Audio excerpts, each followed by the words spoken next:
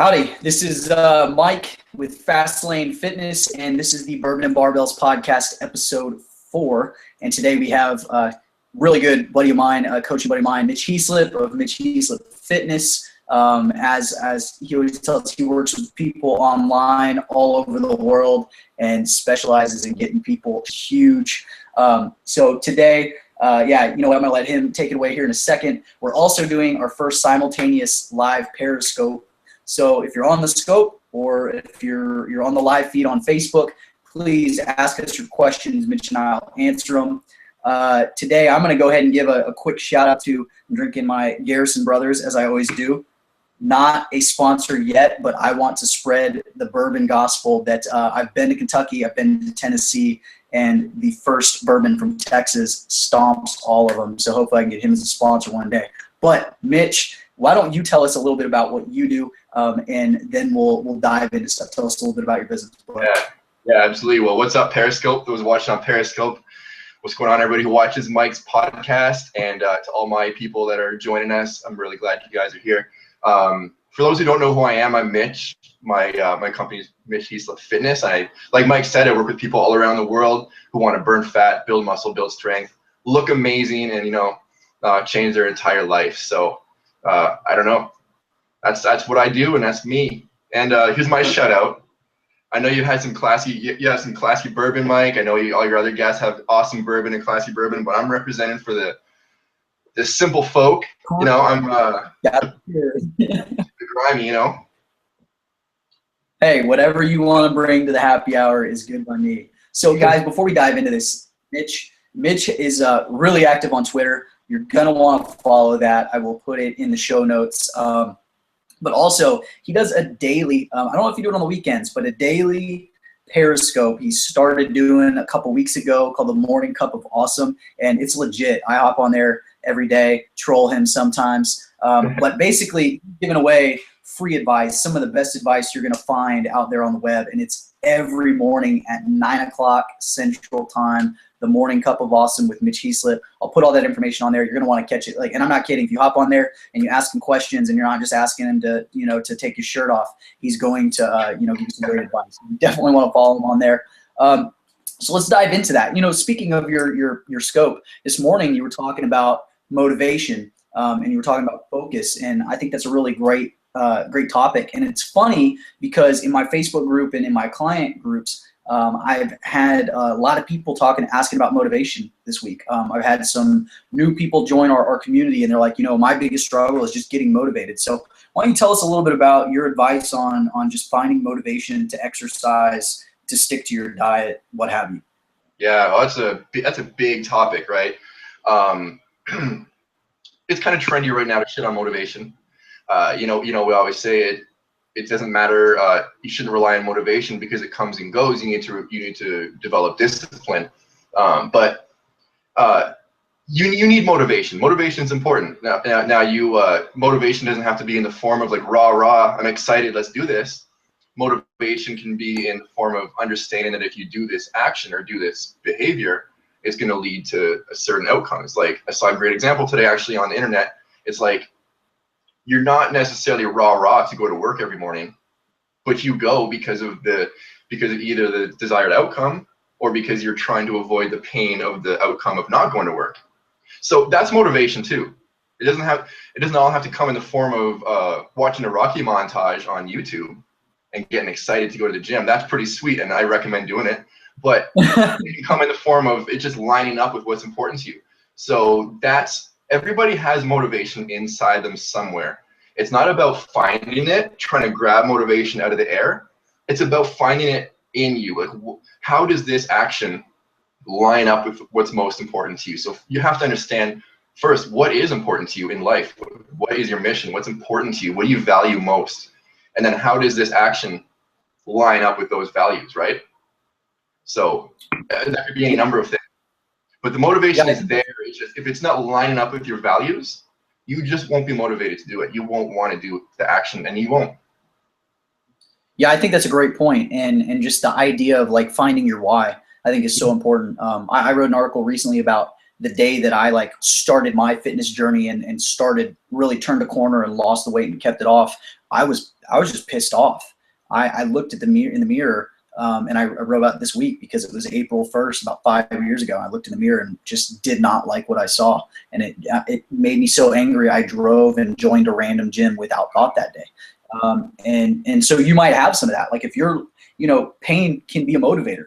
It doesn't necessarily have to be, I mean, obviously part of it is, hey, I wanted to change, but I was so unhappy with the way I was. I didn't feel good. I didn't have the energy. So much frustration that I just wanted to, to go change that and made an impulse decision. So I think that's a good part of it. But then there's otherwise, for a lot of my clients, it's their kids. Maybe they're overweight and they're struggling to play with their kids. They're out of breath going to the park, chasing their kids around, or maybe their kids are following in their footsteps and they're overweight and they're unhealthy, and they want to give a good example for their kids, and they want to change their life before their kids go too far down the wrong path. So I think that finding your why is, nobody can do that for you. You got to do it on your own. But I think that was a great point. Great. A good coach will prompt you to look. I mean, so much of this is understanding yourself and taking an honest look at yourself. A good coach will help you look. But you're right. You have to find that yourself. Like in your case, so many people have that experience. You might look in the mirror most days and be a little agitated, like, hey, I don't love this, but whatever. And then, until you hit that breaking point where you're actually like pissed off, like you said, that's whenever things sometimes change. I mean, you have to remember there's only two things that drive us to do anything. It's either the desire to avoid pain or the desire to receive pleasure in whatever form that happens to be. And the desire to avoid pain trumps the desire for pleasure every day of the week, twice on Sunday, right? So, like you said, like avoiding pain, that's a real driving force, and it's the one that most of us use as our driving force. Yeah, and another thing I think too, at least when I talk to people about motivation, I talk about, like you said, you can't.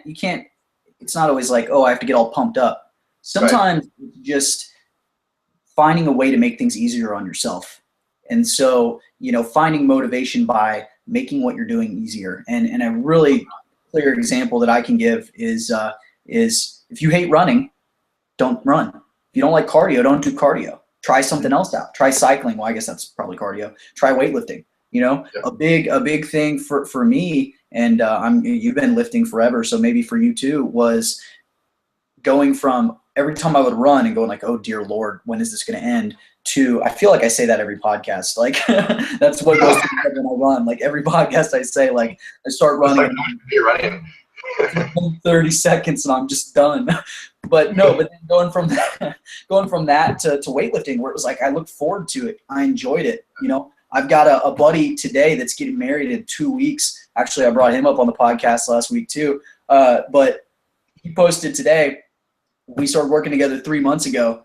He's only lost 10 pounds, but he's added almost 200 pounds to all his lifts. So he's had, crazy physique change, but he fell in love with lifting. And it's just like, he's so motivated by that this is the first time he's really stuck to a diet. And so find that thing you're passionate about. If it's running, if you enjoy races, go do it. If you like doing those obstacle races like the Tough Mudder and the Spartan, and training for those is exciting to you, go do it. If you enjoy weightlifting, go do it. Like, try things, find something that works for you. And even if it's as simple as like going on a walk with your spouse, taking your dog for a walk, like it's something, So do you have any thoughts on like just kind of, being more motivated by kind of easing your way? By getting wins, man. Yeah, exactly. Like, if it's really, really hard, then you gotta white knuckle it. You can only white knuckle for so long. Right. But yeah, like you said, if you make it easier on yourself, do something that either you really enjoy or that you feel so confident you can knock this out of the park on a regular basis, even if it's so small and so basic, you're going to get that victory. You're going to get that feeling of success. Then you're willing to take a little bit more. And what you're doing by grabbing that success is you're telling that little voice in your head that we all have that's always, in our ear saying, maybe you're not cut out for this. What we're doing is proving it wrong. Look I got this victory. I'm try a little bit more now. So you're kind of you're telling that voice to kind of like, let me prove this to you. You're proving it to yourself. So yeah, making it easier on yourself, getting those victories. It's like a snowball. You roll a snowball a little. You start with a tiny little snowball. Eventually, you're building a snowman. Yeah, I love the idea of like the small wins, like going for the guaranteed victories. Like if you don't think that you can tackle the diet and the exercise and all of this stuff all at once, like pick the one thing that you know you can do. Like just do that. You know, if it's just eliminating, you know, you're no longer going to drink calories, right? You're going to cut out the Starbucks and the Coca-Cola. Like that. I know people that have lost a lot of weight just cutting out, you know, their morning Starbucks, their Coca-Cola, you know, and they're going to diet or drinking more water. I mean, that's a lot of calories. So I like this idea of like the small win and using that and rolling that into something bigger once you've conquered that, or maybe adding small guaranteed wins every week. Yeah. And then it's on, you have to make sure you're focusing on that too. A lot of people are getting those wins, but they're not focusing on it. They're just looking at everything they're not doing or looking at everything that could be going wrong. You got to focus on those wins. Focus, you know, the old cliche, positivity breeds more positivity. You got to focus on those wins, breed more wins. Yeah, and Starbucks is a calorie bomb. I have no doubt people lose a lot of weight if they're big Starbucks drinkers and drop that. I'm making a note here because it's funny because you know, Mitch here showed up late. We didn't have our pre-podcast meeting to discuss what we were going to discuss, so we're winging it. But you know, he's helping people. It's all good. But as we're sitting here talking, like, I mean, this is why I wasn't too worried, because we're sitting here. I've just thought of some other topics while we're sitting here. One is kind of like small wins versus going all in. But then actually, you just said something a second ago that made me think something else and totally lost it. So yeah, let's talk about that, because I was thinking about this recently. Is that, you know, I like that. Pick a guaranteed thing, like something you can win, that small win, and build from it. But at the same time, that doesn't work for everybody. And if you don't know your why and you're not really invested, you might struggle with just a small win, right? Like, okay, I'm going to devote only 5 minutes a day to this thing, you know, like learning guitar. Like I've tried to do that 100 times and it still has not worked out. I have a really pretty guitar, you know, that it basically is a decoration in my house, and that's about it. So there's that versus the, you know what, I'm just going to dive all in. I'm going to do it all at once. And I don't know about, it depends on personality. Like for me, that's what I have to do. Like I have to go balls to the wall with something if I'm going to get results. So what are your kind of thoughts on that? Because I think lately in fitness, in that industry, people are all about these small wins and these little victories. Yeah. Oh, dude. When I hear that, I'm going like, well, that's great. I think it works. But like, let's look at the other perspective, because I think sometimes you just have to like get invested. Oh, what are your thoughts on that? Yeah. Well, how many times is the answer down the middle? How often do you see this? Like you said, I've been working in the fitness industry since I was about 19. All right. Did you see me drop that coaster? I've been doing this for a while. I've seen the pendulum swing. It's always on one extreme end, or it's always on the other extreme end, and we just jump on those extremes. And yeah, right now, and this is great. This is great because the fitness industry needed this habit-based approach. It needed it bad. But you're right. It's not for everybody. So what you want to avoid is copying and pasting that approach for everybody. So yeah, you know, it just requires again, it comes down to knowing yourself. Understand your behaviors and understand yourself. What will work for you is diving. I have a lot of clients I have some clients I tried the habit-based approach with, because that's really, after assessing them, it's really what I thought would be best, and it wasn't working, and they just took to diving in fully. It's such an individual case-by-case thing, but you're 100% right.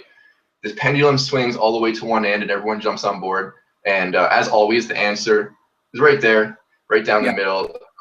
Feel it out, and the answer is rarely on one end of the spectrum or the other. It's usually somewhere along the scale, depending on the individual. I think we had a discussion about this the other day. We were talking about how both of us kind of take an extreme moderate approach. Like, and it's extreme because it's moderate. Yeah, well, exactly. And so this made me think of something too. You know, we had Jason on last week, and he's, you know, a big proponent of if it fits your macros, you know, and obviously eating well too. But it's funny because, you know, the if it fits your macros versus clean eating conversation, it goes like both ways. Like, and you see people that are like firmly on one side or the other. And you and I have had the conversation before. I think we should bring it to right now of that, you know, if it fits your macros as an approach where it's all Pop-Tarts and Oreos and you're like trying to fit junk food into your diet, yeah, you can get results with that, but like it's really not the best thing for you. And I think you and I have both kind of started to swing the other way and really focus more on like cleaner, healthy. You can't define clean, whatever. You know, you guys, all you macro people can dump on this, but like just eating healthier, like eating foods that come from slaughtered animals and grow from the ground, which, you know, man, I'm repeating a lot of things. I guess there's going to be certain phrases I'm going to say every podcast, but like, but like eating these whole healthy foods, you know, what's your take on that? Because I think we both use macros with our clients, but we're both pushing this healthier eating approach, and I'd love to get your take on that. Yeah, well, like if it fits your macros is legit. Like you guys were talking about, you and Jason had a great conversation about the Eric Helms pyramid and how calories are at the bottom, they're the base, and macronutrients the most important. And you can put all your energy in those two and get great results. And Instagram proves it with Instagram models who eat Pop-Tarts. But I was like, where are you going with this? yeah, it's legit. It's true. It's true. Like where food lies on the GI, on the glycemic index chart, doesn't matter. We're at least right now, from what we see, it doesn't matter. And data when we've got Instagram and bros. Dude, bro science is always 20 years ahead of regular science. And yeah, we can shit on that too. Someone's gonna shit on that too, but it's true. It's 100% true, and everybody knows it. The thing with real science is you have to like cross-check everything 1,000 times, and bros are like, hey, this works for me. Well, you know, bros are usually right. Not always, but usually. But no, if it fits your macros, is legit. And if you're gonna pick a couple things to put your focus on, calories and macros. I mean, good luck hitting a decent set of macros with nothing but Oreos and Pop-Tarts, unless you're doing nothing but protein shakes as well. And again, have you ever had support on Pop-Tart before? I mean, it works really well for high protein. but how hungry are you going to be though? Like you can only eat so much calorie bombs. You know, you're going to be starving. But most importantly, you're going to feel terrible. Now you might be in this to lose weight, to get ripped, to look good, but how you perform in the gym matters. How you show up and perform in the gym, how you perform in everyday life matters. Your health matters. I mean, you can't say, even if you don't have health goals, your health matters. So yeah, eating whole foods matters. Yeah, and you're talking about performance, like just the like showing up in the gym. Like you're not gonna go, like you said, you got leg day tomorrow. It's like, hey, I'm coming to the happy hour, but if I have a sixer, like I'm screwed for leg day tomorrow. You know, so like eating and you know, it's so good for importance. Like eating healthy is gonna help you perform in the gym. But on the other side of it, you know, I work with so many busy professionals and you know, attorneys, business people, that kind of thing. And for a lot of them, yeah, they want to lose weight, and that's going to help. At the same time, like we want to be eating good, whole, nutritious food because it's going to help them sleep better. It's going to give them more energy. It's going to give them more focus. It's going to increase their productivity. Like there's so many of these benefits that you don't think about because you're thinking about like, oh, I want the six pack. I want to look good naked, those kinds of things. Yeah. But you're a business person. If you're just thinking about like how your health impacts your family, your career, major. And that's, you know, something that's really pushed me more toward this, like focusing on healthy foods, is because so many of my clients are like, I don't sleep well. I don't have energy during the day. I'm working all of these hours, and it's like part of why they're working all the hours because they can't get the work done because they can't. Right. And then all of a sudden they lose the weight, their energy's up, and they're sleeping well, and they go into work, and it's like, I didn't have to work an 80-hour week because I got the work done in 60 hours, or I didn't have to do 60 because I got it done in 40. Like, and that's great. I mean, if you're saving that much time, it's more time with your family, more time for hobbies, less stress, you know, right. It's all, and it snowballs just like what we talked about. I'm so glad you brought that up. It's kind of like, if you say if it fits your macros, so technically, right, on paper, technically you can lose fat and look awesome if it fits your macros, 100%, we agree on that. But you're still a human being and a very complex machine. So like you said, if you're eating junk food most of the time, now there's always gonna be some room for it. you're still a human. But if you're eating junk food most of the time, like you said, you're not sleeping well, you're stressed, your mood is messed up. So let's talk about all the times that you came home from work stressed out. Bet you those are the times where you crushed an entire pie or whatever, you know, like Right. those are the times whenever you slide off. So if you're not sleeping well, fatigue is going to show up as like food cravings, going to show up as hunger, it's going to show up as discouragement. If you're stressed, you're going to have sugar cravings. That's whenever you tend to slide off track. That's whenever you want to feel better now. That's whenever the calorie bombs go down. That's whenever people slide off track. So there's a ton of benefits that directly influence your progress, just because it's not on such a small scale as you know, calories and macros are all that matters. In fact, you're a human being that's going to be affected by terrible sleep and terrible moods and terrible health. Yeah, and to, I mean, let's be real too. Like, the purpose of a more flexible diet, and if it fits your macros approach, besides really balancing your macros, you know, to have more energy, to optimize your hormones, to, you know, decrease hunger when in a deficit, probably the biggest thing. But there's also, you know, it gives you that ability to put some of the junk in there. You know, I mean, to go to a happy hour and have a glass of bourbon or have a beer, to enjoy a glass of wine after a big, you know, a nice dinner, or, you know, if you're out and about, to fit a dessert in occasionally. And I think a key thing that people don't realize, though, is just because you can fit it in your macronutrient targets doesn't mean you should be doing it every day.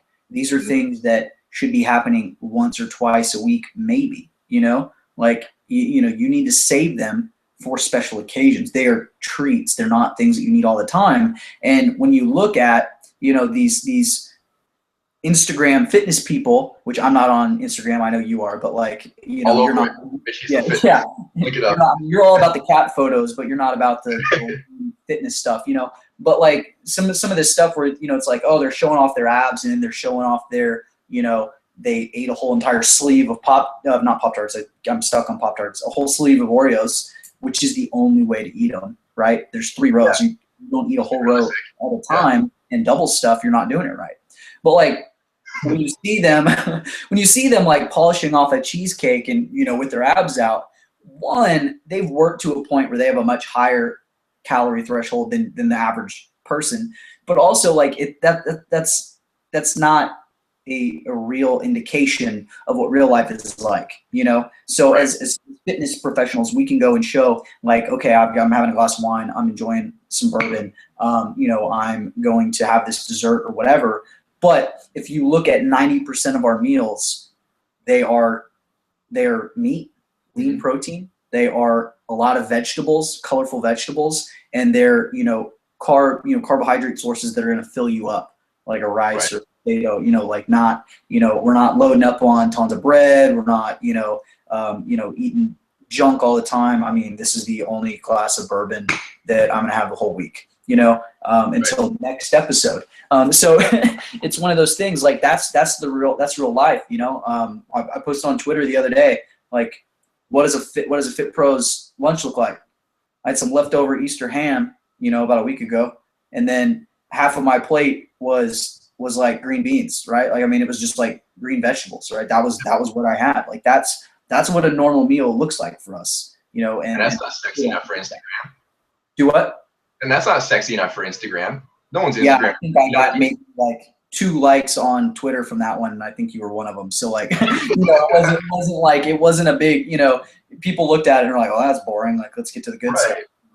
Right. But that's the truth, though. That's how it is. Yeah, it is true. Yeah, like, someone could watch this and be like, these guys drink beer and whiskey, or you hop on Instagram and you see you see them eat a cheesecake. Like The Rock has like those epic cheat meals, but you don't want to live like The Rock does for the 6 months in between those epic cheat meals. You know, cardio at 4 a.m. and 2 hours of weights every day, and, you know, it's just a different animal altogether. But, you know, you see the cheesecake, but like you said, you don't see the 15 days of fish and green beans before that. Yeah, you don't have to eat nothing but fish and green beans either. Flexible dieting is legit, but it's not all about eating nothing but cheesecake. Yeah, you don't see the 6,000 calories of fish and vegetables that he puts away. I mean, it's insane, man. Like some of the meals I've seen, some of like where he's posted his meals and stuff, absolutely nuts. But yeah, so I think that's a real big. You know, we're talking about this. You know, small wins, big wins, all in. If it fits your macros, like some real extremes. Can you think of any other like extremes that we see like in the fitness world or you've experienced with clients? Trying to rack my brain here, but Yeah, there's always extremes in the fitness world. Um, there's only extremes in the fitness world, and yeah, it's like this is a little bit of an older one, but I remember whenever it went from you know, bodybuilding was huge in the 80s, and then it kind of and so body part split training was huge, and then it went to like body part split training is the devil, full body training only. And you know, it swings around like that. So in training, it's the same thing. Like there was the whole functional craze for a while. Functional training. right. Whatever. I never understood what that even was supposed to mean. Like, you know, all training. If you know, a functional training, I think what it was it's supposed to have the largest carryover to life, right? Right. Yeah, so there's the whole functional training craze. So then you had functional training at the expense of other things, like Right. actually getting strong and lean and muscular and awesome. So Well, anytime you go to extreme, you're going to sacrifice something else. yeah, and so I think that kind of brings us right back around to kind of what we talked about at the beginning is that you need to know, you need to understand your goals and you need to understand your personality and you need to understand your purpose. And if you don't know those three things, then you can't have, you know, a good plan. And so you can go on, you know, Google and look at all these programs. You can look at like what we say and honestly, you're not going to know how to apply it unless you know what you want. So if you don't know why do I need to change? Why do I want to change? You need that for the motivation. If you don't know what do I want to achieve, that way you can build the right plan to get there. But then the next level of that is knowing yourself and knowing what you can handle, right? And so, for example, you know, talk about knowing yourself. I know, you know, this is the all-in thing. Like, I know that if I'm going to go on a diet, then I need to go on a diet. Yeah. Because a cheat meal turns into a cheat weekend because that's how I function, right? That's how I am. And now that I know that about myself, it's better to just avoid that situation. Yeah. And on the flip side of that, I also know that, you know, maybe I can't handle a cheat meal without going crazy, but I can go and have, you know, you know, if my wife is eating ice cream, I can go steal a bite of it and be perfectly satisfied with that amount of sugar, right? But if I had a bowl of my own ice cream, we're in trouble because it's going to be a trough, right? Right. So like knowing yourself, you know what happens whenever you have a cheat meal, right? Based on trial and error. Yeah. Well, if you take it back to the training thing and worrying about these details, Christian Thibodeau has a great quote that I love. He says, and this is the guy that writes brilliant programs. He's a programming geek. I don't know if you're familiar with Christian Thibodeau. He's T-Nation's main guy, but he writes brilliant programs. But he says the worst program in the world performed pedal to the metal is going to beat the shit out of the best program in the world done half-assed. Doesn't matter. So the number one factor is, will you buy into it? Will you buy into it? Can you do it? Will you enjoy it? Will you keep doing it? Yeah, and I think there's really two sides of that too. Like you're talking about like pedal to metal, and that makes me think of like intensity in the gym. Like if you're gonna go in there and you're gonna jack around on your phone, you know, like I'm pretty sure. I don't know. Did you see the video Arnold did that was like if you're training on your phone, then you're not really training. Like, you know, he goes on this rant about like if you bring your phone into the gym that you're sitting. I didn't see that, but I've actually heard other people talking about Arnold's take on people on their phone. And he's like, if you're on your phone in the gym, you'll never have muscles. Yeah. Quote. Yeah. And so it's that idea of intensity, like focus on what you're there to focus on. And if you go in and you work hard and you push yourself and you focus on that one thing, you're going to get better results than somebody that might have a more optimal program, but that doesn't bring that intensity. Yep. The other side of that is the person that has, let's say, the B grade program that follows it for a year is going to get better results than a person that has the A quality program, you know, that follows it for 12 weeks. And Yeah. so consistency and intensity are the two things that matter a hell of a lot more than whatever program you're doing. Yeah, yeah. Well, we were talking about the nutrition pyramid earlier. It goes, there's the training pyramid too, where I think the bottom is consistency, keep showing up, and then intensity, right? After that. So that's like the training equivalent of calories and macronutrients. So, I mean, if you're going to focus on two things, show up and train hard. Show up and train hard. I like that. Yeah. I like that. Yeah, and then the details you can work out. You can work out later. No, of course the details are important. That's what we kind of do for a living, right? Right. But showing up. I mean, most people. No matter how good the program is, if you don't show up and do it. I would say, I don't know about your clients, but a good chunk of my clients, we're focusing on showing up. Yeah, I mean that's we got to get that first, and the details are, you know, some of the biggest things that we do as a coach is like help people show up. Right. You know, so you know, it's something I was talking to a new client today, and was talking about, you know, she's got a busy schedule, you know, work, travel, that kind of thing, like a lot of my clients. And so we were talking about strategies for that. One of the big things, you know, that I told her, I tell all my clients is Sunday before your week starts, you know, when you're looking at your calendar, you need to schedule your workouts. Yes. Like you need to go in and say, okay, I'm getting 3 workouts this week. I'm going to do them here, here, and here. And you treat them like a business meeting, and you don't show up late. You don't skip it. You don't put something else at that time. You go do that. Like you would not miss a meeting, you know, but so you're not going to miss a workout. Like you schedule it and you put it in a time that works with your schedule, but like don't miss it. And then take it a step further, add a 4th one, have a contingency plan to fail. That way, when you do inevitably fail, because you will, you can go ahead and you can, you know, you've got a backup plan. And so that's just, you know, I'm all about like actionable advice. And so, hey, you guys listening, that's something you can do to make sure you get there. You still got to get there. You still got to go, but at least the I'm too busy excuse doesn't exist. Like you won't have an excuse set aside the time. That's the biggest mistake people make is where they rank their workout is, you know, falls under the umbrella of when I have spare time. But listen, like there is no such thing as spare time. There is no spare time. You pick what you do every moment of the day. And if you're waiting for a workout to fall under spare time, it's not going to happen. So I'm with you on that one. I love this schedule, like scheduling your workouts. Intention beats motivation. If you lay out your intention for the week, you lay out your intention. I'm going to work out 3 times this week. It's going to be on Monday, Wednesday, and Friday. And I love your contingency plan idea too. If I miss one, Saturday morning before the kids are out of bed, or you know, whatever. I just, one of my scopes I did this week, I was talking about how I took a walk and I was scoping while I was walking, and I was talking about how sometimes I'll get in this work zone where I'll start working first thing in the morning, you know, crack of dawn. Next thing I know, it's like 7 p.m. and I might have even missed meals and just zoned in working. And my hips are tight, my pecs are tight. I feel terrible. You know, sitting's the new smoking, as they say. You know, you can't be sitting for too long. And so what I did was I kind of hacked my own behavior. I know good and well I'm going to sit there all damn day if I don't do something about it. So I would use Google Calendar, schedule it in with an alarm. So you know how Google Calendar works. Whenever the alarm goes off, it like hijacks the whole screen and you can't do anything until you click it, right?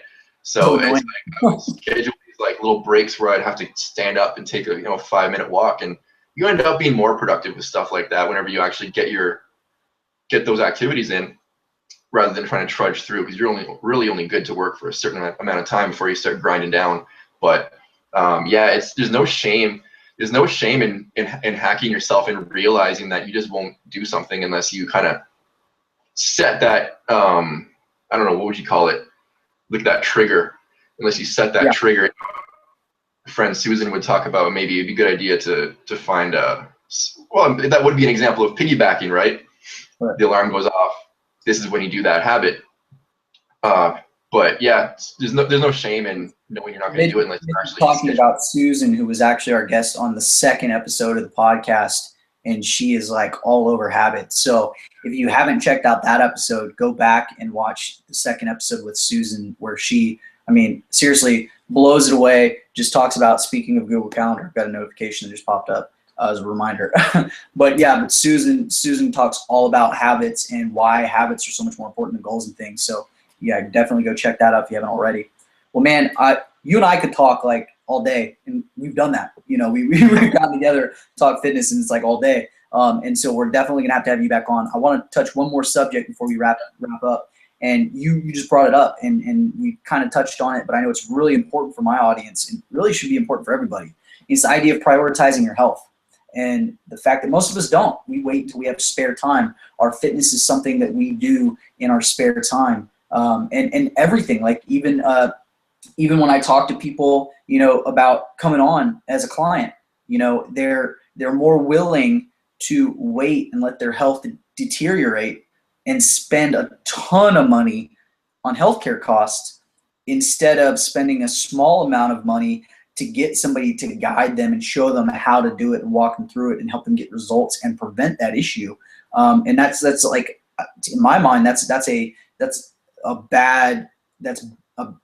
they're not doing a very good job prioritizing, you know, and to take it even further, you know, if you're I don't have time because I'm at work. I'm going to sit in my office all day. I'm going to sit in my chair all day, or I got to spend more time with my family. Like when you prioritize your health and you take care of yourself, you are better able to enjoy your family, to take care of your family, to be productive at work. You are going to be a better employee, or if you own your own company, your company and your employees are going to benefit more from having you on point and having you refreshed and having you, in better physical condition. I mean, Mitch, you and I are both big Gary Vaynerchuk fans, big time. And, you know, Gary, I'm sure you're watching. Huh? So what's up, Gary? I know he's watching. Yeah, that'd be cool. But no, he's killing it, man. He's too busy, right? But Gary, like he's you know, has these incredible businesses and everything, and he realized, man, I needed to prioritize my health. And he started, like, he went so far as to work out every single day, you know, and to hire a trainer that basically lives with him and travels with him around the world to work with him. And so, you know, he recognizes that, and he is one of the more successful business people and one of the best, you know, business speakers out there in the world. And so the same for y'all. Like, you need to prioritize this. You need to realize that, like, when you prioritize your health, you're going to live longer for your children. You're going to have more energy. That way, when you come home from work, you can actually spend time with your spouse. You can actually spend time with your kids, your family. When you're at work, you're going to be more productive. You're going to have more energy. You're going to have less stress. I mean, weightlifting, exercise in general is such a stress relief. So, you know, but most people don't have that priority. So what? I mean, I'll hand it off to you. You can give us your final thoughts and kind of talk about this prioritizing before we wrap the show up. Yeah. Gary Vee is such a good example. Here's a guy who works 20 hours a day, but still sets aside an hour to work out. So obviously he sees it as really important, but he didn't always see it that way. And I believe you're right. I like to say, look at your body as your game piece. If life is a game, your game piece or your character, the character, your what you navigate this life on, what you navigate this earth with, is your body. How well you play this game comes down to how sharp, how healthy your body is, and as you know, and your body is your mind, so it also comes down to how sharp your mind is. So how well you perform at everything comes down to how strong, how healthy, how vibrant your game piece is. Yeah. But if people say I don't have time, what that really means is, like you said, it's not a priority. It's not that I don't have time. It's just it falls so low on my list of priorities that it's not going to happen, right? Now, the reason why it falls that low on the list of priorities isn't necessarily because they're prioritizing poorly, although sure, yeah, we know they are, but it goes back to what we opened up the podcast with, and that's they're not lining it up with what's actually valuable to them. They might be looking at fitness and working out and nutrition as something that might be, maybe it's just linked to vanity. Maybe they're like, yeah, it'd be nice to have a six pack and be lean and muscular, but and I want to do it. But if it's not linked to something that's a true value, then it's going to be so low on the list of priorities. It's always going to be over here on the nice to have list, not on the actual priority, I've got to do this list. So it's about figuring out right off the bat, before you even make a plan, you got to figure out, why are you doing this and how does it line up with what's really important to you. How does this line up with your real true values in life? What's really important to you? And it probably does in some way, shape, or form. If you have people in your life that you love, if you enjoy producing and helping other people, you know, whatever it is that you really value in life, it's going to line up with that. But you have to acknowledge it, and you have to make sure it lines up, and you have to see it line up, and then it's going to all of a sudden fall over here on the high priority list. Over on this list, on the nice to do list doesn't get done.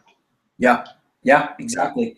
And you know, I heard something this week, and I'm totally misquoting this, but it's the idea that, you know, you are not going to put the same kind of fuel in your Maserati that you would put into your Toyota Camry, right? Yeah.